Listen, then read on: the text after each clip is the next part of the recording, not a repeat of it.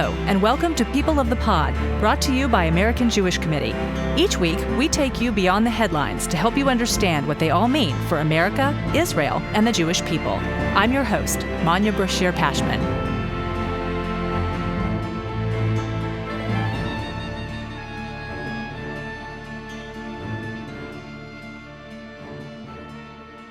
Overheard in a New York restaurant. I can't talk about Israel tonight. I know. I can't not talk about Israel tonight. I know. Can we talk about here? Sure. Let's try to talk about here. On Saturday night, Jews around the world will commemorate Tisha B'Av, known as the saddest day on the Jewish calendar, the culmination of a 3-week period of mourning to commemorate several tragedies throughout early Jewish history. As the list of tragedies throughout modern Jewish history has continued to grow, many people spend this day fasting, listening to the Book of Lamentations in synagogue, or visiting the graves of loved ones. Some might spend the day reading poetry. Owen Lewis is a professor of psychiatry in the Department of Medical Humanities and Ethics at Columbia University. But he's also the award-winning author of 4 poetry collections, which have won accolades including the E. E. Cummings Prize and the Rumi Prize for Poetry. His most recent collection, A Prayer of 6 Wings, documents in verse his grief since the October 7th terror attacks.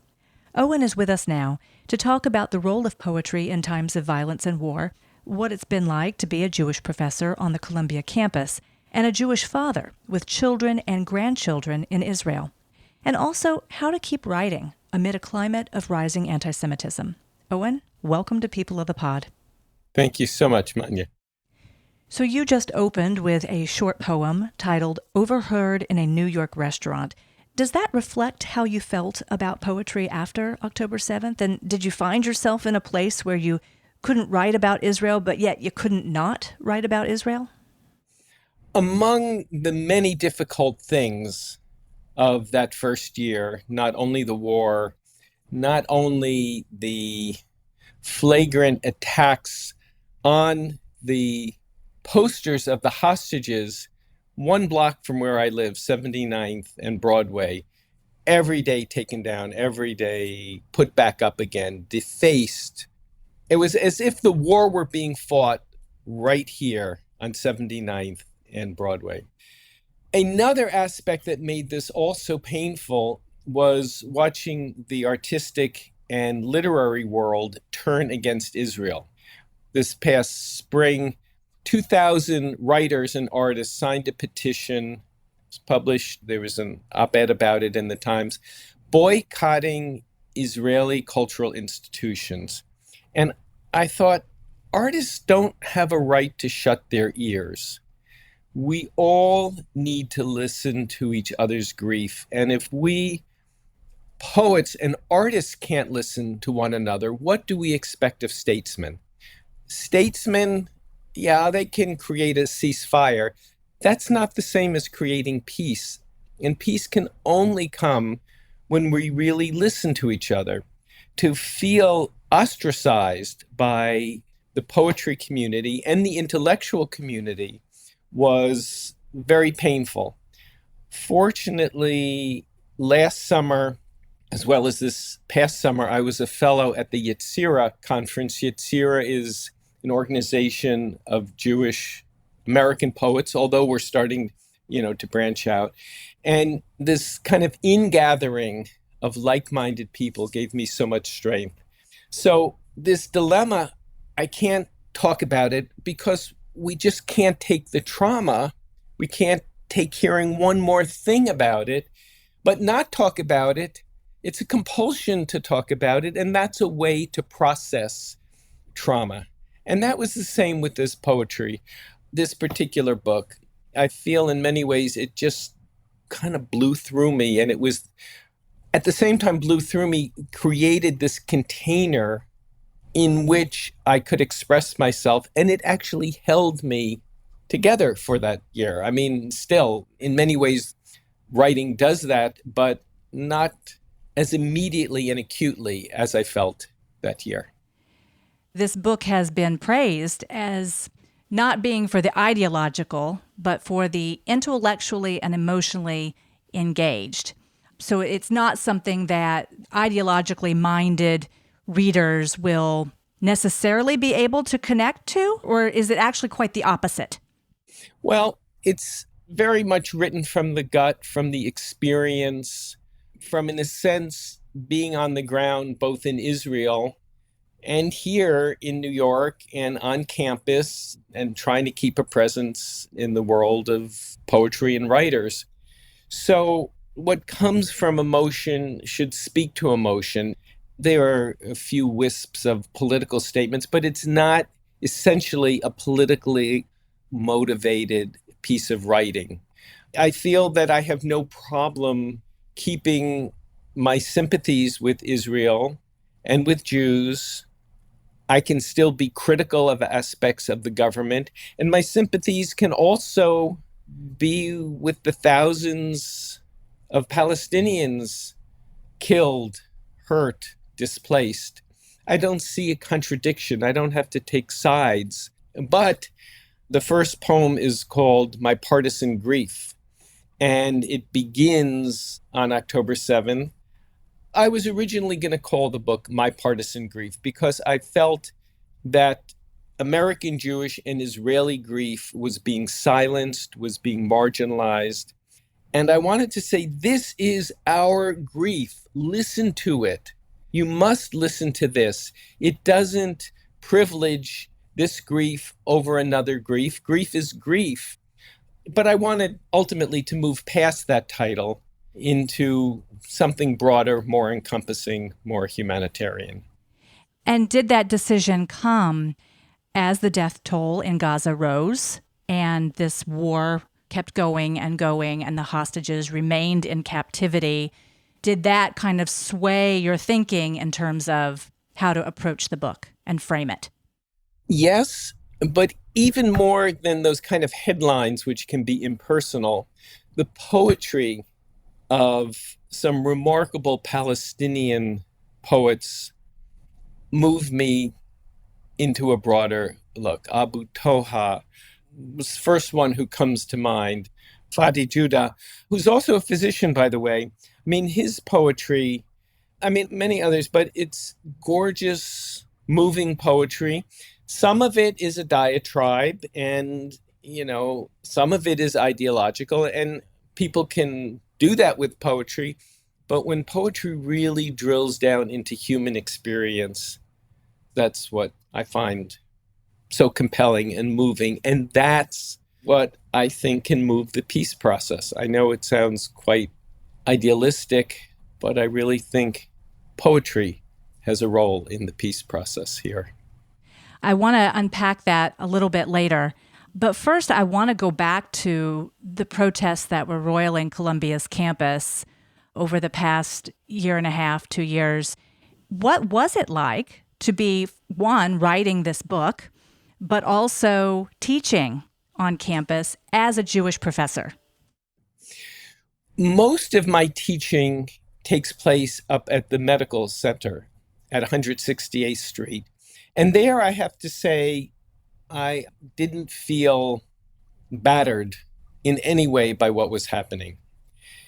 I had a very shocking experience. I had a meeting that I needed to attend or that had been scheduled. I hadn't been quite paying attention. I knew about the encampments, but I hadn't seen them.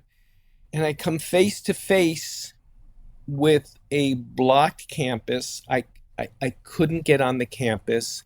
And what I'm staring at are signs to the effect, send the Jews back to Poland. I'm thinking, where am I? What is this? Protest, sure. We expect undergraduates.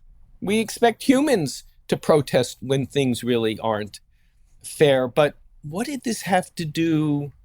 Why invoke the Holocaust and re-invoke it as if to imply the Jews should be punished, all Jews?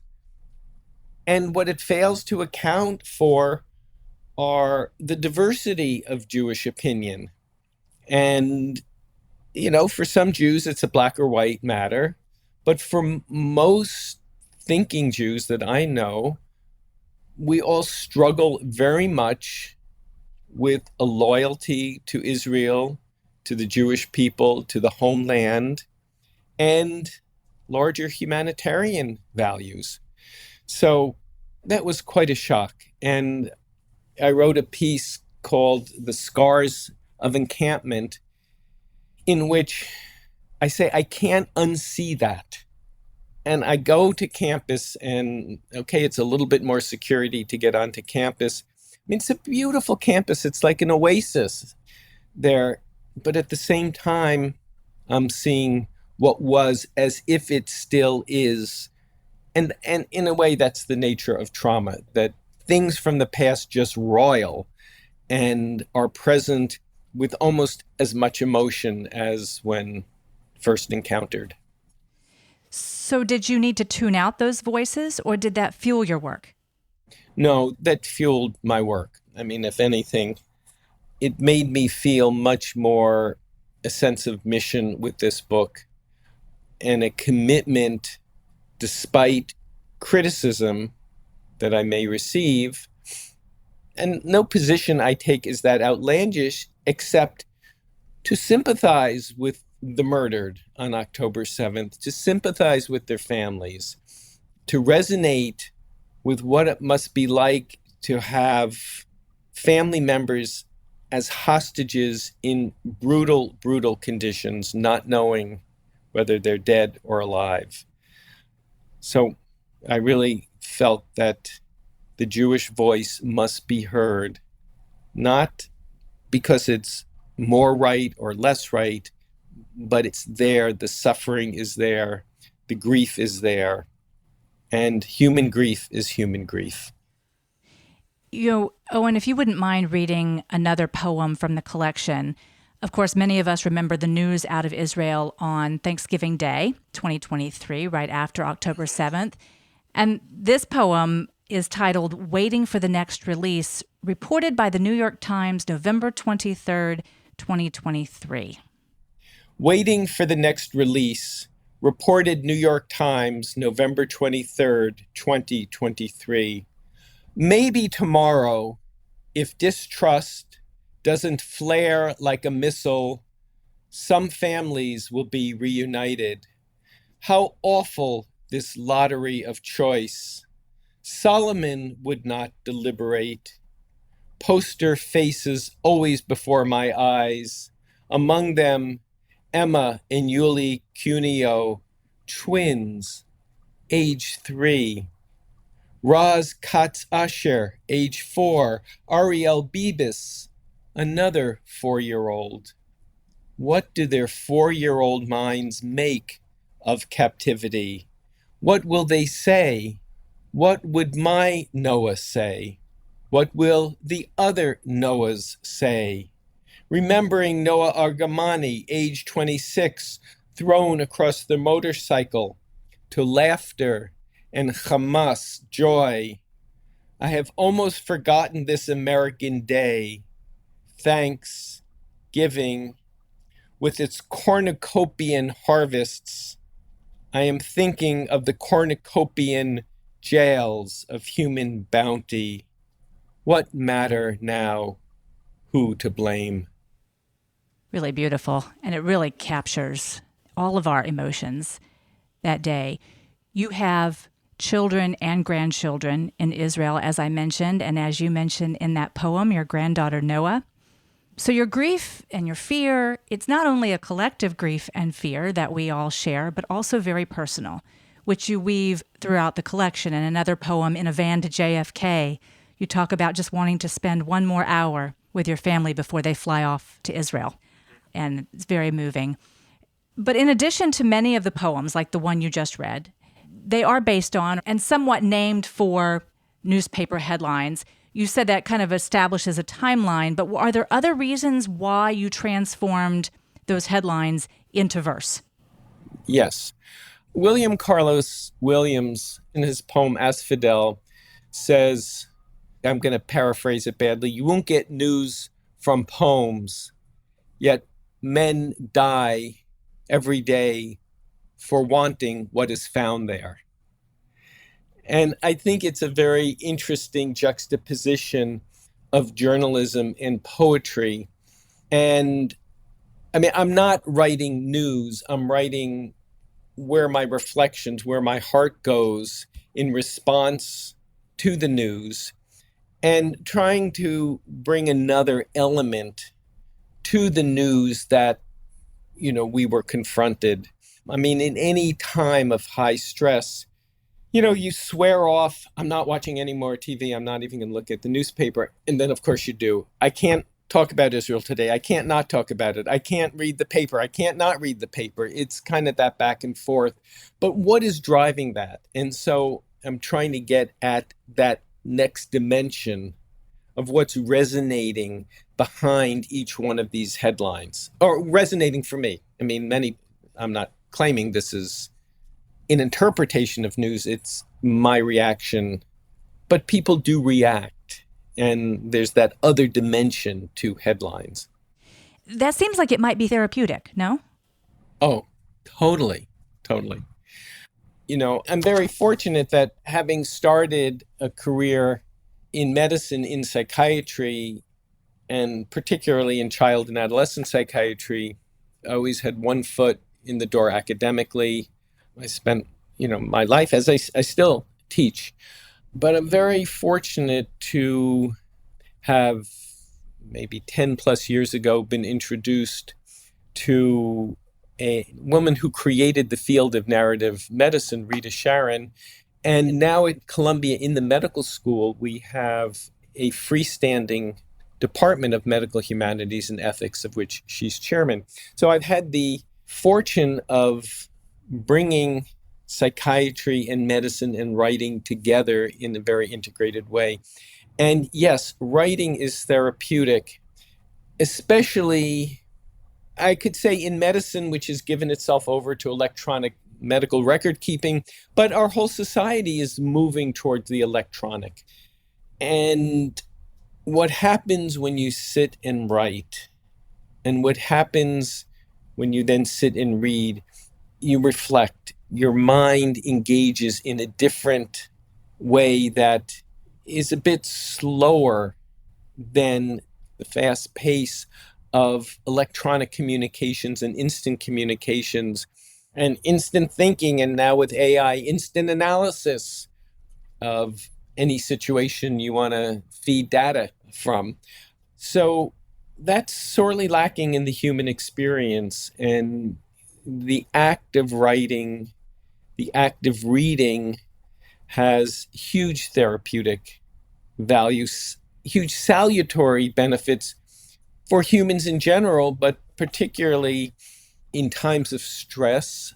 In a lot of work on post-traumatic stress disorder, finding an outlet, an artistic outlet, it doesn't have to be writing, but that's often a way of transcending the trauma. And medicine is filled with trauma, people trying to come to terms with acute illnesses, chronic illnesses, doctors and caregivers trying to come to terms with what they can and can't do. And, we're coming up against limitations, but how do you make peace with those limitations? And it's not that it's a magical panacea, but it's a process of engagement, not only with the subject, but with yourself in relation to the subject. I mean, I imagine dialogue is really the healthiest way of conversation and speaking through and interacting with a topic. And so I would imagine poetry, or as you said, any art form, responding to news reports, it makes that a two-way conversation when you're able to process, and it's not just the headlines shouting at you, you're actually interacting and processing it by writing in reaction or painting in reaction, whatever you choose to do. Exactly. You have said that poetry can serve a purpose during times of war. Is this one of the purposes, to be therapeutic, or are you talking more in terms of what statesmen could learn from it? Well, yes, of course, what statesmen could learn from it, but it's human nature to want to take sides. I mean, that's kind of just what we do, but I think we can always do better than that. So I'm really talking about the people. I mean, there are also many Jews who are so angry at Israel that they can't listen to the story of Jewish grief. They should be reading mine and others' poetries from this era. I wish the Palestinian poets were. I wish the Palestinian people, I mean, of course, in their current situation, they don't have time when you're starving, when you're looking for your next glass of fresh water.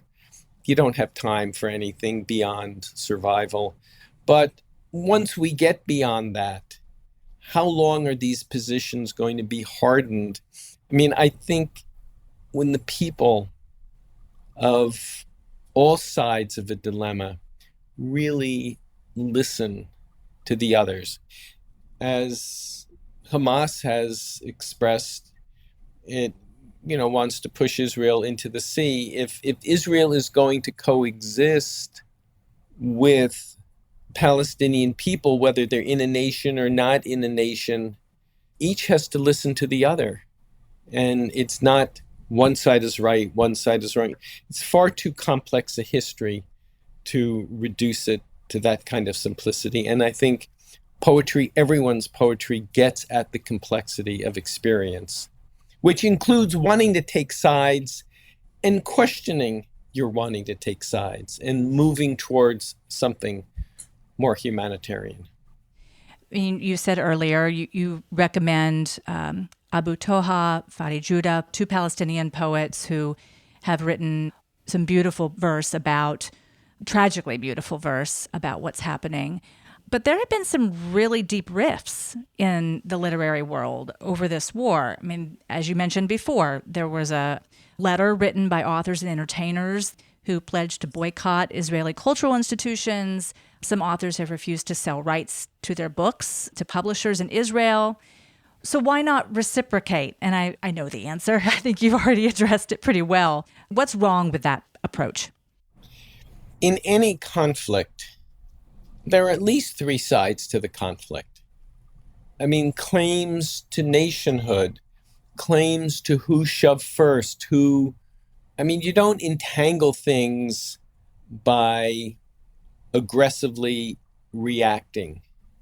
I mean, if we learned anything from Mahatma Gandhi, it's what happens when we don't retaliate, right?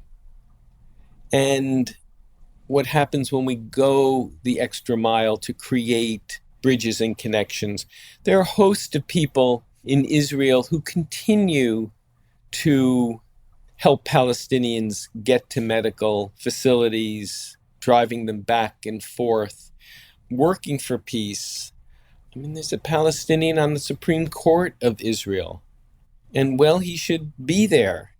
That's the part of Israel that I am deeply proud of. So why not retaliate? I think it entrenches positions and never moves anything forward. So have you gotten any negative feedback from your writing colleagues? Some cold shoulders, yes. I mean, nothing overtly. I haven't been slammed in a review yet. Maybe that's coming. But when I've published pieces, I tend not to look at them. I had an op-ed in the LA Times.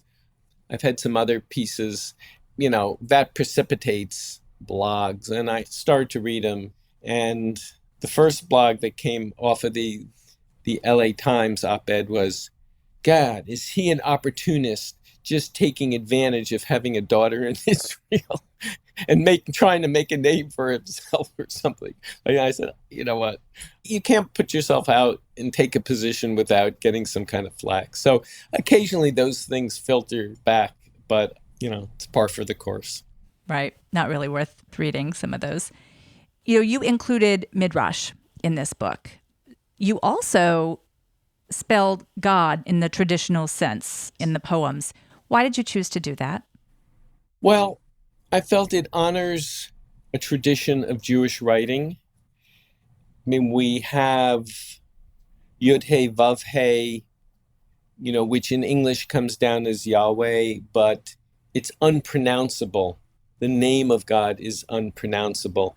And, Yud He Vav He is just a representation. It isn't God's name. And there's a tradition that the name of God, when it's written down, can't be destroyed.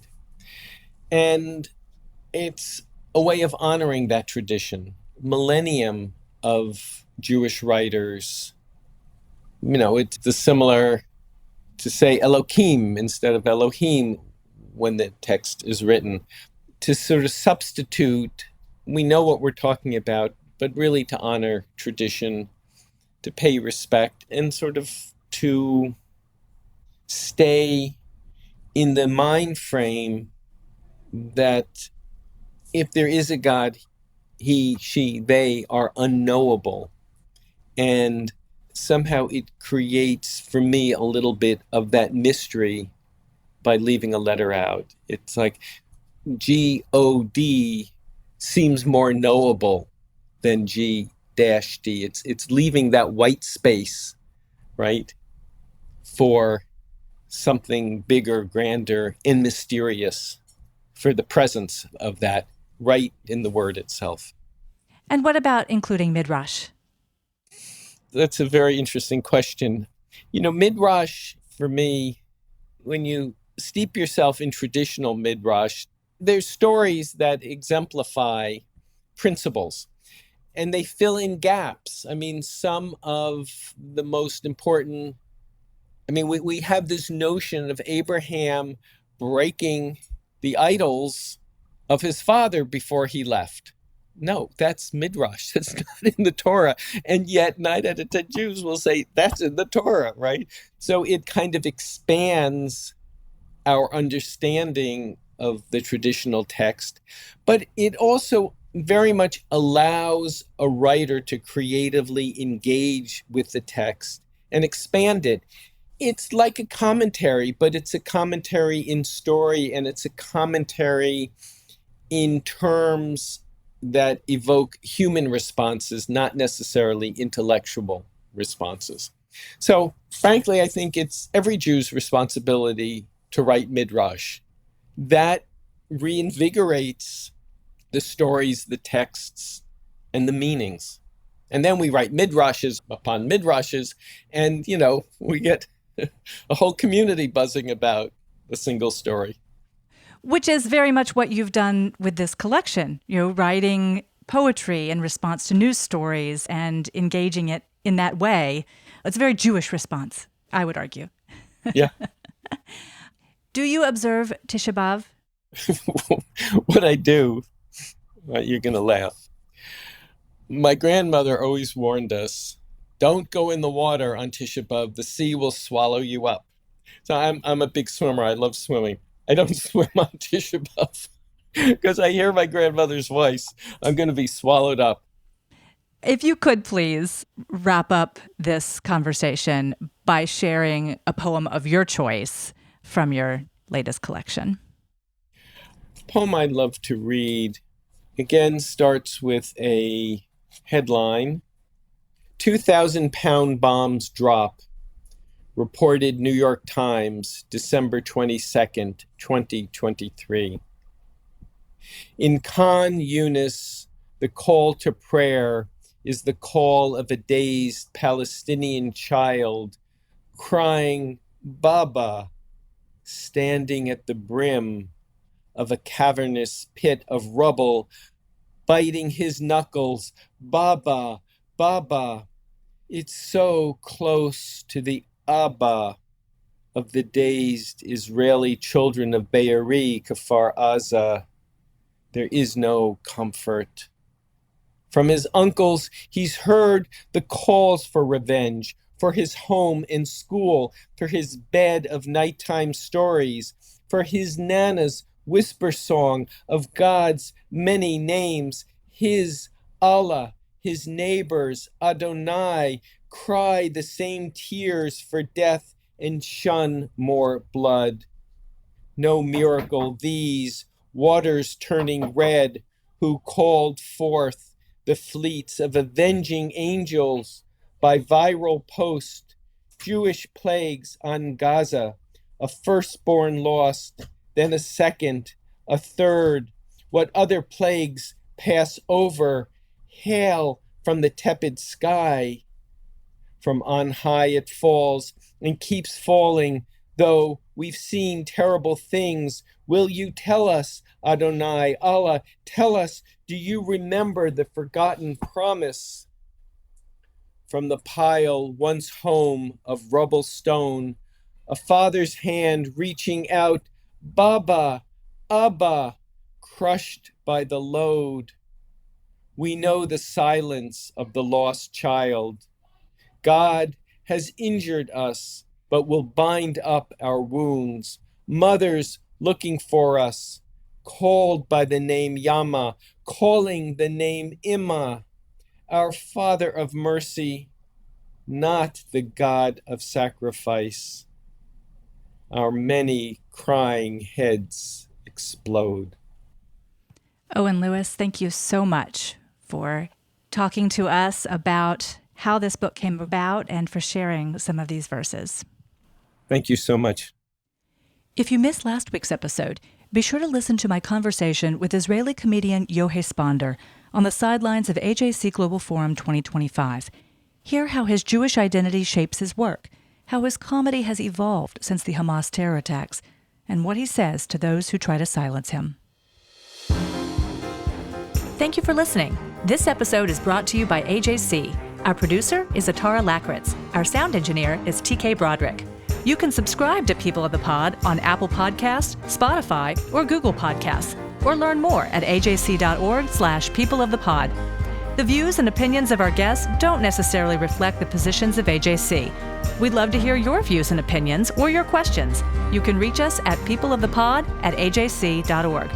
If you've enjoyed this episode, please be sure to tell your friends, tag us on social media with #PeopleOfThePod, and hop on to Apple Podcasts to rate us and write a review to help more listeners find us. Tune in next week for another episode of People of the Pod.